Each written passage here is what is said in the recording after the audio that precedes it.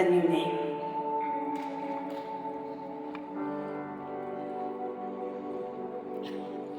God spends a lot of time in the Bible telling us who we are.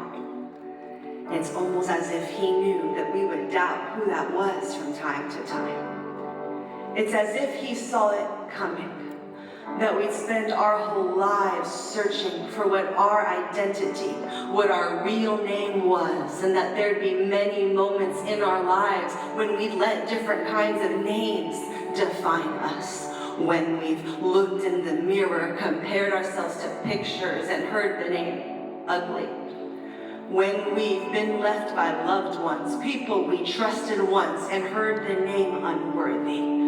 When we've been drowning in discouragement, living in a seemingly never-ending crisis, and heard the name forgotten. When we've had our hopes up and our hearts open, only to be brought down by closed doors, and we've heard rejected. When we've looked for infinite, affirming love through lesser physical, fleshly versions. When we gave it away, or when it was stolen, and we heard impure.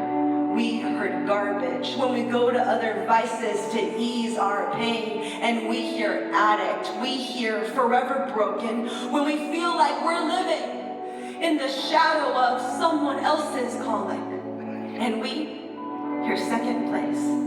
When our pain cripples us to a point where we don't even know how to let others in, and we hear lonely. When our past seems too gross for others to forgive, and we hear disgusting. It's overwhelming. These voices we're constantly hearing. It's suffocating.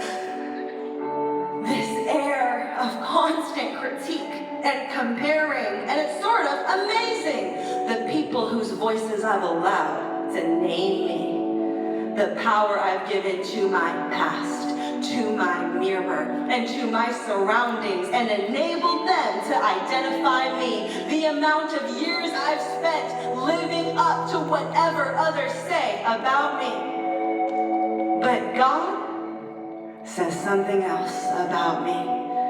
It's like he knew there would be other voices, so he wrote his voice down in a timeless book of truths that would remind us over and over again in the moments when lies would block his truths and somehow make us forget. So I'm going back to the source, not the people I've allowed to represent God to me, but the actual, literal, tangible words that he has written down for me. And there's some other names he's given to me.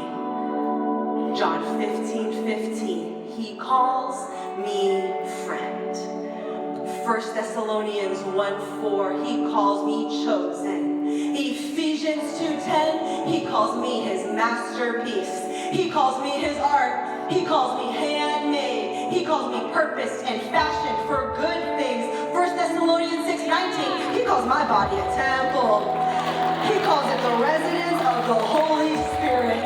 Acts 1:8, he calls me his messenger to the world. Galatians 3:26, he calls me his child. Romans 5:8, he calls me greatly loved. John 8:36, he calls me free, free indeed. 2 Corinthians 5:17, he calls me brand new. And it's amazing how different these names are from the names I'm used to listening to. And in my journey to discover who I really am, in my battle to uncover the truths of myself, I've learned something new about my name, and now this is what I am certain of. My name is not the name the world calls me.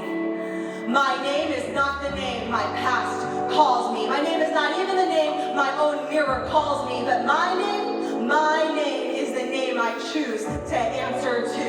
And I can choose today, from this moment forward, to answer to a new name. When I hear lonely, that's not me. When I hear disgusting, that's not me. When I hear unworthy, I don't even look over my shoulder. When I hear broken, they must have confused me. Please look elsewhere. When I hear ugly, abandoned, useless, forgotten, I figure someone just has to remind them. Maybe those were my old names, but they're no longer the names that I will respond to. My name is the name I have spend my days living up to. And if these other voices are not saying the same thing that the truth is, I look in my mirror and I repeat this: they have no right to be speaking to you. When you stop answering to your old names, they will stop having power over you. The names that my Father, eternity's author, the world's creator has called me are the only names that I answer to. So when I hear friend of God, that's my name. Chosen, that's my name. Loved, wanted, created with a purpose, that's my name. God's messenger, that's my name. God's masterpiece, that's my name. Child of God, you must be looking for me.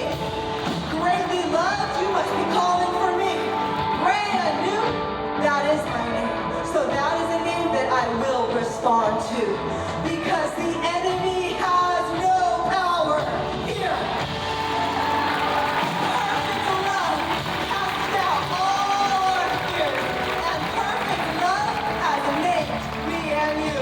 So what is your new name? What is stirring up inside of you when you hear these words, that his word, that the word has proclaimed? What do you know is the name God is calling you? Maybe it's not the name you grew up with. Maybe it's not the name your old friends associate you with. Maybe it's not the name that your whole life you were used to identifying with, but it's the name you now answer to. So when the enemy tries to get to you, it's just the name you introduce yourself with.